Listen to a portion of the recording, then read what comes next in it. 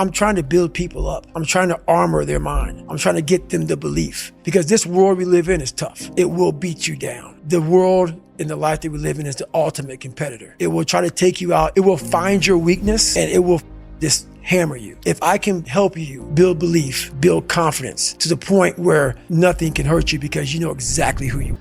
The danger of success making you soft. And this must be something that you've battled with over the last few years. Right. More money, more attention, more fame, more free things if you wanted, more opportunities to go places and do stuff with people. Right.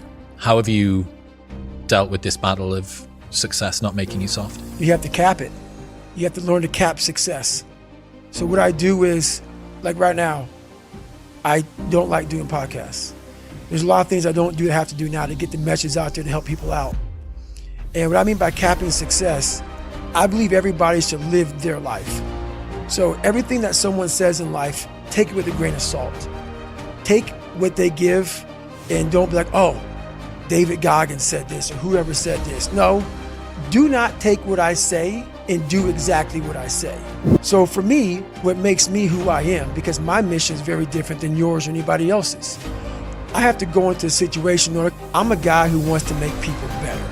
For people to get better, I have to continuously get better myself. For me to do that, I can't just say, oh, I have this resume, the resume is there forever, I'm good.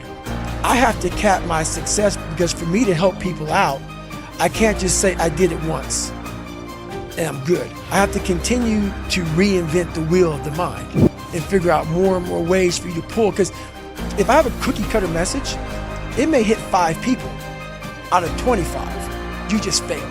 My message needs to be in a way where I can hit all 25 people. It needs to be broad enough to where all 25 people may not like the message, but they're getting something from it. And that is evolution. You must continue to evolve.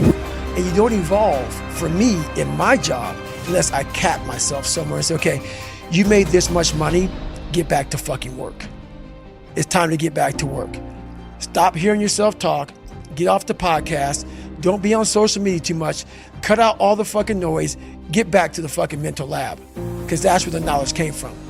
So for me, I must cap myself so I can come back with better, more unique knowledge versus all that cookie cutter knowledge that's out there.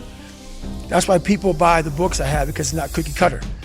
It's real knowledge. The other thing now is, when you first started, you were a Lone Ranger. Right. Nobody really knew who you were outside of some obscure endurance places and half-heard truths of these weird myths. Right. But now you've got people's expectations layered on top as well.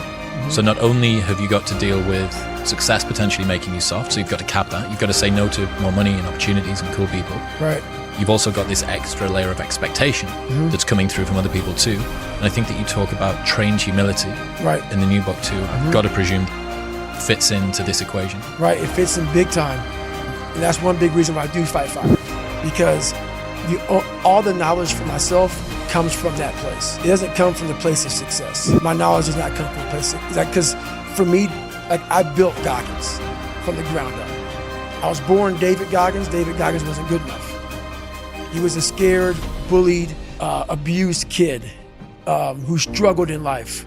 And that kid, whenever something got tough, no matter how hard I trained, no matter how ready I was, whenever something got tough for me, David Goggins, the real David Goggins, would come out and he would quit. So I realized this over a period of time. So I had to build Goggins. And in that process, I had to go back to that mental lab. And that mental lab is at scratch. That mental lab isn't that trained humility. And so that's where I get better. I get better when I'm digging holes in the ground, when I'm waking up early knowing I don't have to do these things.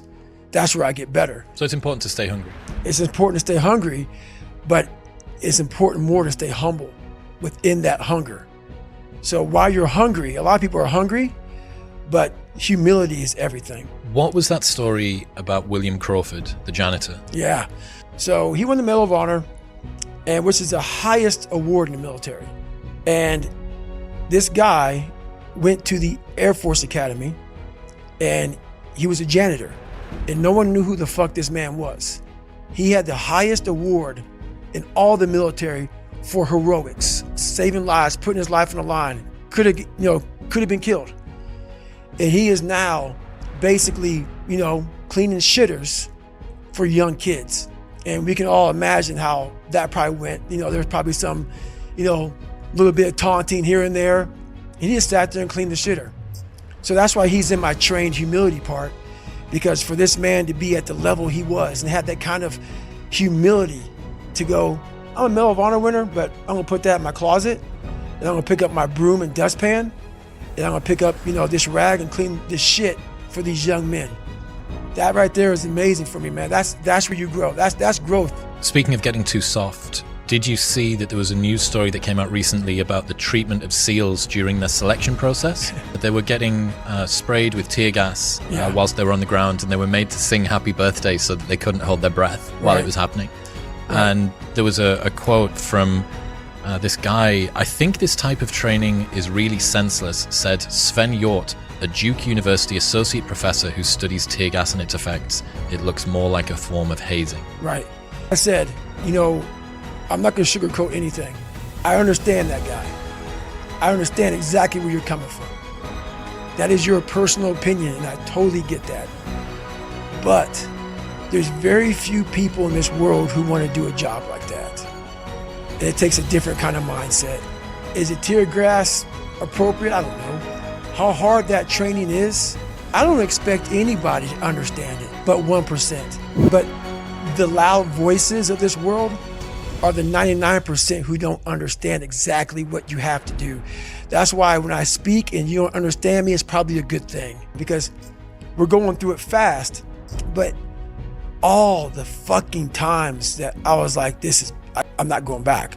And I went back. I'm not going back, and I went back. It showed me even more of what we have as humans, if we're willing to go there and we're willing to push that extra step.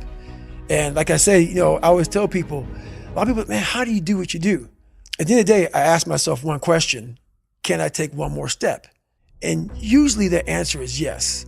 So if you can answer that question and not take another step, that is real failure. That is real quitting.